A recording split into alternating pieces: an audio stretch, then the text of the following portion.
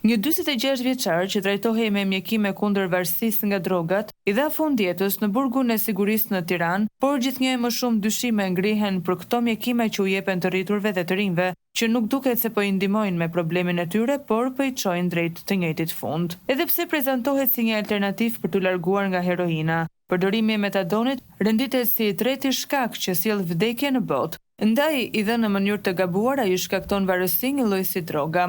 Përdoruesit e heroinës në Shqipëri kanë dëshmuar se pas largimit prej saj, kanë fituar një varësi po aq të rëndë ndaj metadonit që u jepet në qendrat e rehabilitimit ose me rekomandimin e mjekëve.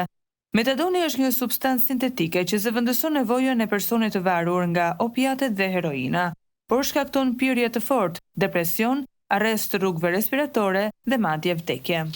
Në disa persona, efektet fatale kanë ndodhur edhe me doza të vogla prej 30 mg, por studimet thonë se edhe te personat që janë tolerantë ndaj opiateve kanë ndodhur efekte të rënda.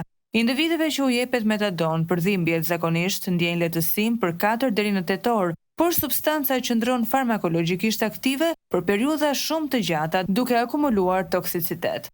Megjithëse individëve u jepet metadoni vetëm një herë në ditë, efektet e tij farmaceutike bashkëveprojnë me të tjera mjekime dhe qetësues, duke shtuar pasojat në pacientë të varur nga opiatet, siç shkruajnë mediat. Edhe pse metadoni përdoret për të trajtuar varësinë në disa raste, ai mund të shkaktojë një varësi të re dhe të përhershme. Kjo ndodh për shkak të veprimit të tij në sistemin nervor, i cili mund të krijojë një ndjenjë të ngjashme me euforinë që ndjehet nga përdoruesit e opioidëve të tjerë. Një nga efektet anësore më të rrezikshme të metadonit është mundësia e mbidozës.